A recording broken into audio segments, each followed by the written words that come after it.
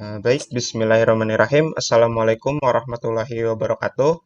Kami dari kelas 3 Logistik B dari kelompok 8 dengan beranggotakan eh, Saya Beta Kartika Vivin Inayah. kemudian ada saya sendiri dan di Abdullah. Selanjutnya ada rekan saya. Saya Ilham Indra Fernanda. Baik, jadi di sini kami dari kelompok 8 akan mempresentasikan mengenai tugas kemajuan satu, tugas integrasi 2 kami, yaitu judulnya di sini adalah lemahnya tata kelola distribusi bantuan logistik kepada korban bencana banjir. Baik, di sini ada daftar isi yang untuk deskripsi sistem dan problem situation akan dijelaskan oleh saya, RPD dan deskripsi, serta list of problem dan gap analysis akan dijelaskan oleh rekan saya Ilham, kemudian 6 elemen of problem, fishbone diagram, dan 5W1 akan dijelaskan oleh rekan saya Vivin. Nah, baik untuk deskripsi sistem adalah kita seperti ini. Yang pertama, ini penjelasannya ada yang pertama itu kepala desa atau kelurahan melaporkan kejadian bencana banjir atas informasi dari masyarakat kepada camat setempat. Ini ya untuk petunjuknya. Kemudian yang kedua, berdasarkan laporan dari kepala desa tersebut, camat bersama Muspika mengadakan peninjauan lokasi kejadian dan mengambil langkah-langkah seperlunya. Nah, ini kemudian yang ketiga, camat ke bupati, yaitu melaporkan kronologis kejadian bencana banjir dan langkah yang akan diambil. Kemudian saran dan juga usulan penanggulangan bencana kepada bupati. Baik, selanjutnya adalah yang keempat, yaitu dari BPPD ke TRC lalu dilanjutkan lagi ke masyarakat. Nah, itu Kepala BPPD menugaskan tim reaksi cepat atau TRC guna mendapatkan data kaji cepat dan langkah-langkah yang perlu diambil. Nah, kemudian yang kelima, di sini dari laporan yang sudah dihasilkan, dilaporkan kepada ke BPPD, tim reaksi cepat TRC dan camat melaporkan semua permasalahan atau keadaan yang terjadi di lapangan kepada Kepala BPBD untuk mendapatkan petunjuk atau langkah-langkah strategi selanjutnya.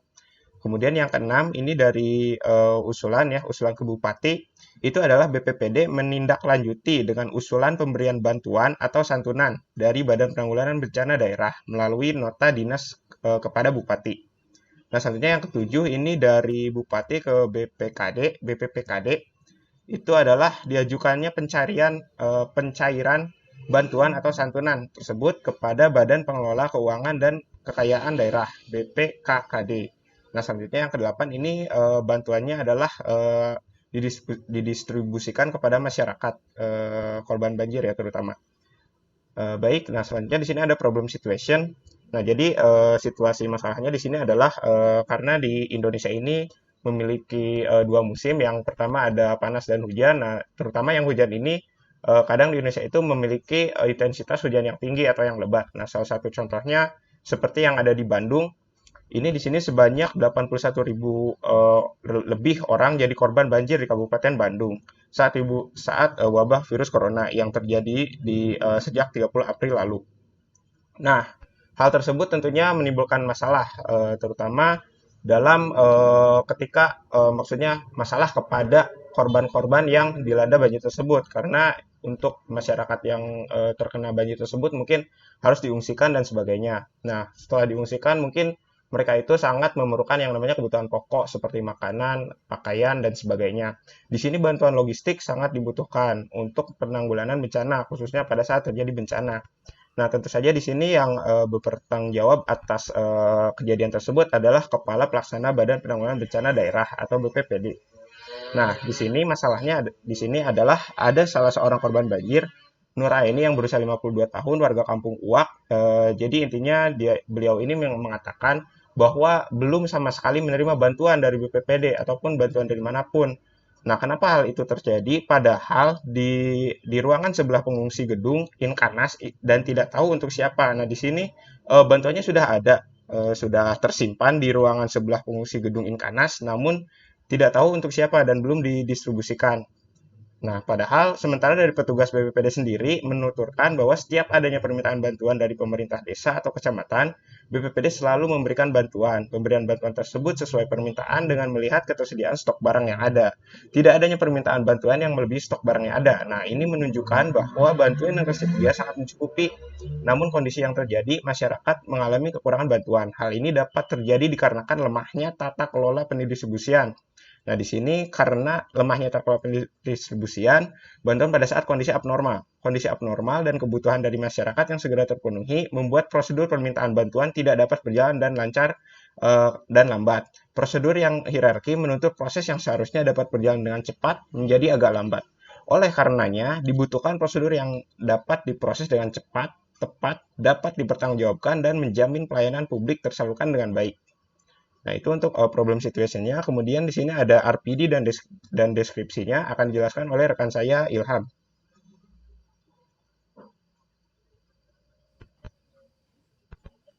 Oke, untuk RPD-nya itu yang pertama dari pojok kiri, gambar pertama itu menggambarkan bahwa telah terjadinya banjir di suatu daerah dan di mana warga itu masih menunggu bantuan dari tim SAR atau tim rescue yang bakalan mengevakuasi warga yang terdampak banjir ini mengevakuasi ke tempat yang lebih aman, misalkan ke posko terdekat atau tenda-tenda yang telah dibangun sama tim rescue atau tim SAR. Lanjut ke bawah, itu ada menggambarkan bahwa bantuan tim atau telah datang dan telah mengungsikan warga ke tempat yang lebih aman, yaitu ke posko yang telah disediakan.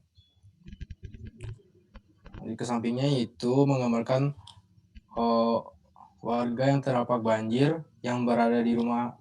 Jadi gambar pertama itu menjelaskan sebagian ada warga yang diungsikan dan sebagian ada yang menetap di rumah, karena yang menetap ini mereka tuh kayak masih bisa di rumah karena banjir itu nggak sampai masuk ke dalam rumah gitu. Dan yang baik lagi yang tadi gambar ketiga itu di mana warga telah mengeluh dan meminta adanya bantuan dari pemerintah yang itu berupa sembako, itu untuk makan mereka sehari-hari dan kebutuhan lainnya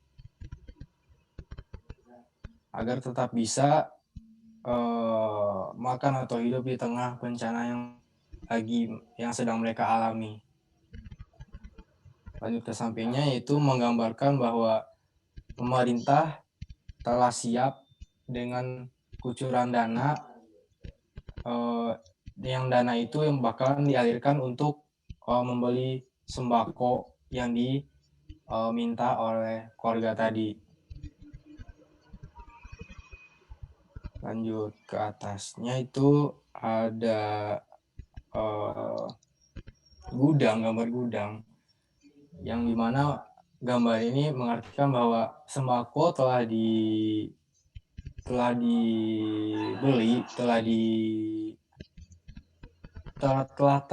terrealisasikan untuk warga, cuman kayak masih tertahan di dalam gudang dan masih berupa taruh dalam box gitu. Dan lanjut ke samping kiri itu menggambarkan bahwa menggambarkan sembako gitu yang udah bentukan sembako yang udah keluar dari boxnya gitu. Dan ini ada yang beda, yaitu kenapa tanda silang ke bawah dan ke samping kiri itu menggambarkan bahwa sembako ini nggak nyampe gitu, nggak sampai ke konsumen akhir, ke warga, dimana yang dari awal tadi warga tuh telah meminta adanya bantuan dari pemerintah, cuman nggak tahu kenapa masih tertahan di dalam gudang. Itu tuh masih belum bisa dikasih lah, masih tertahan di gudang. Itu berlaku untuk warga yang bertahan di dalam posko maupun di rumahnya masing-masing yang masih mengeluh tadi adanya sembako dari pemerintah cuman belum menerima gitu.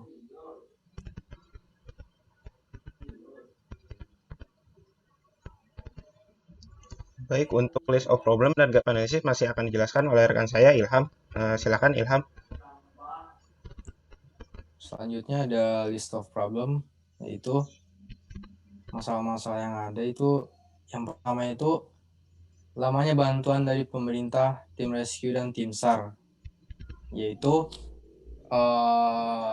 waktu terjadinya banjir, tim SAR, tim rescue, dan pemerintah ini kurang tanggap dalam mengevakuasi warga, sehingga membuat warga menunggu di rumahnya masing-masing terlebih dahulu, yaitu di mana warga telah dalam keadaan tersudut, kayak cemas, menunggu bantuan gitu. Terus yang kedua, tidak pekanya pemerintah terhadap warga, sehingga wargalah yang harus memulai untuk memberitahu pemerintah bahwa mereka butuh makan, butuh pakaian, dan lain-lain gitu, berupa sembako tadi. Yang ketiga, kayak terlalu lamanya pendataan sembako yang dilakukan oleh pemerintah, sehingga membuat sembako ini kayak mungkin tertahan di gudang, membuat warga bertanya-tanya, belum juga cair gitu. Yang keempat, yaitu tadi tertahannya sembako di gudang. Terus yang kelima, tidak tersalurkannya bantuan berupa sembako kepada warga yang mengungsi maupun yang tidak mengungsi atau bertahan di rumah masing-masing.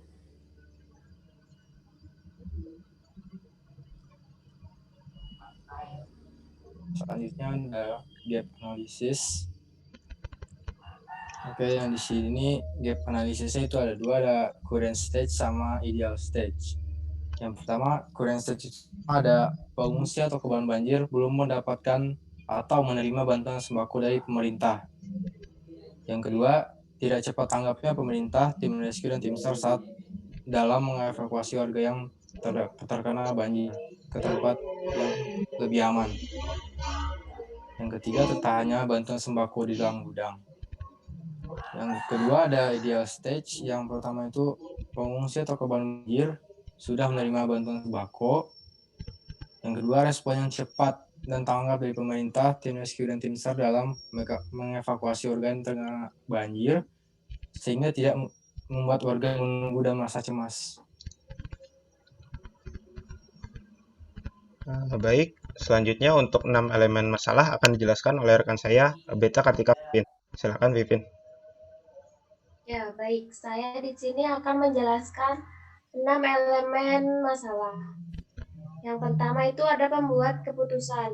Pembuat keputusan di sini adalah BPBD Kabupaten Bandung. Kemudian ada tujuan pembuatan keputusan itu menerapkan desain mekanisme pendistribusian bantuan logistik kepada korban bencana banjir seefektif dan seefisien mungkin, serta mengelola bantuan logistik agar sampai ke tangan korban bencana banjir. Kemudian ada kriteria. Kriteria keputusan terkait itu melancarkan bantuan logistik agar sampai ke tangan. Kemudian ada ukuran kinerja, itu tersampainya bantuan logistik kepada orang yang membutuhkan, yaitu korban bencana banjir. Kemudian ada input kontrol atau tindak atau alternatif solusi yang bisa kita lakukan itu mengelola tata kelola pendistribusian banjir. Terus kemudian yang terakhir itu konteks di mana masalah yang terjadi. Masalahnya di sini adalah korban bencana banjir tidak mendapatkan bantuan padahal bantuan sudah diberikan atau tersedia di pihak yang bertugas. Kemudian lanjut fishbone diagram yang kita buat di sini.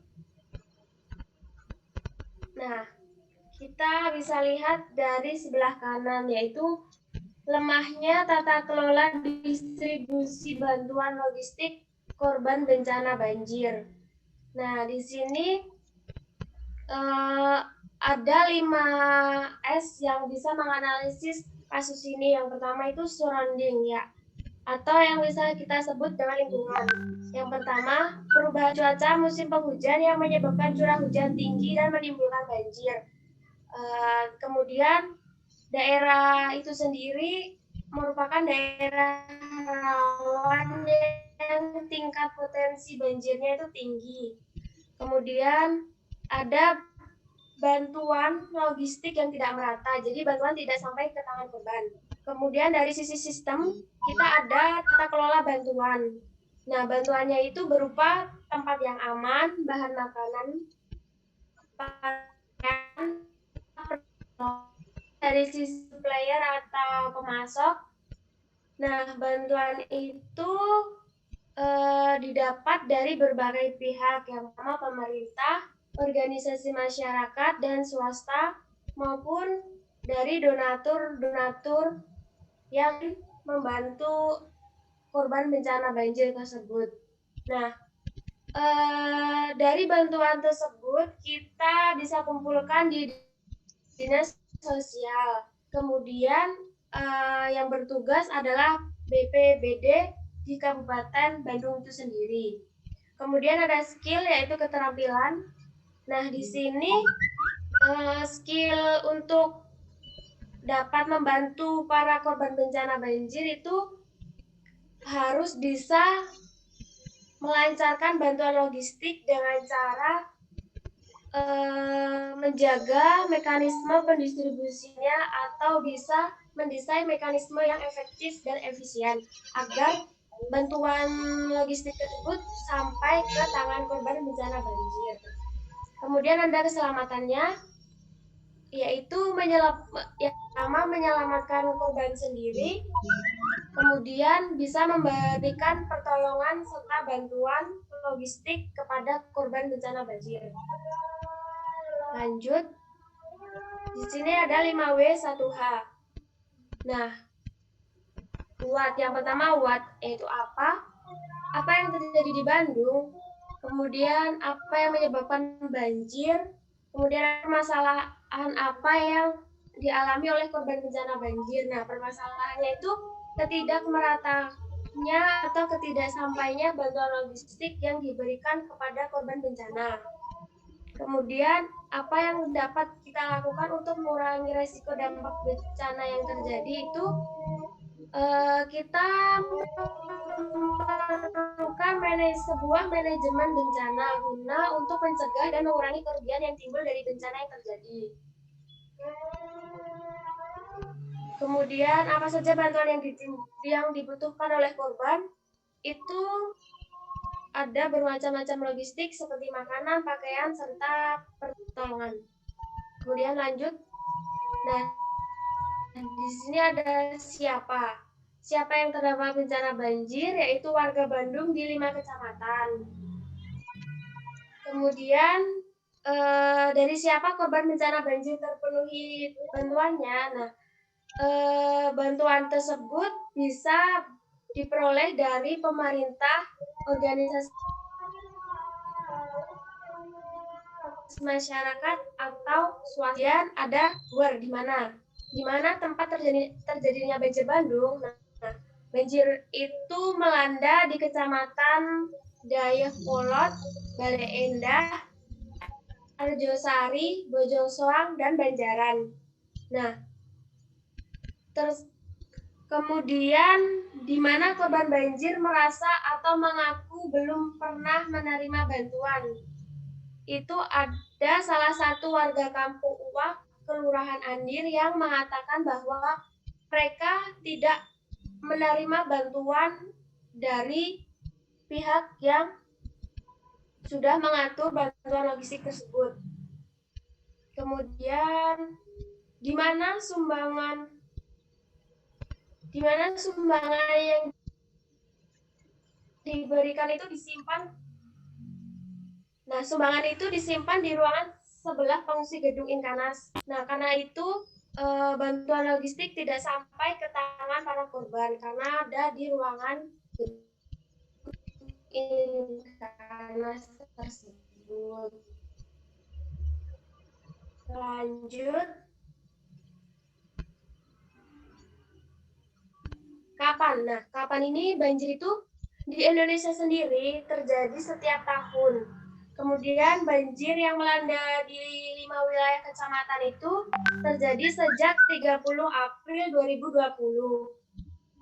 Kemudian kapan BPBD memberikan bantuan? Nah, BPBD itu memberikan bantuannya setiap adanya permintaan bantuan dari pemerintah desa atau kecamatan. Kemudian ada why, mengapa? Mengapa bisa terjadi kekurangan bantuan sementara pihak yang mengurus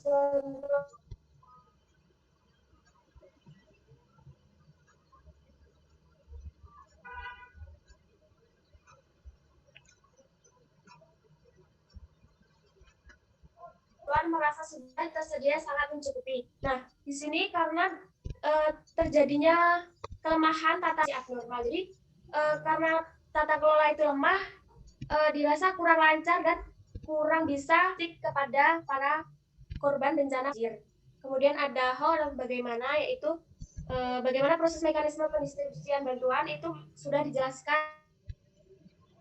di bagian sistem RPD-nya. Kemudian ada bagaimana cara agar pendistribusian bantuan berjalan lancar agar bantuan bisa merata sampai ke tujuan. Nah, di sini adalah salah satu solusi untuk menyelesaikan kasus yang ada di Bandung itu dengan cara menelusuri mekanisme serta membuat desain tata kelola pendistribusian bantuan agar lebih efektif dan efisien.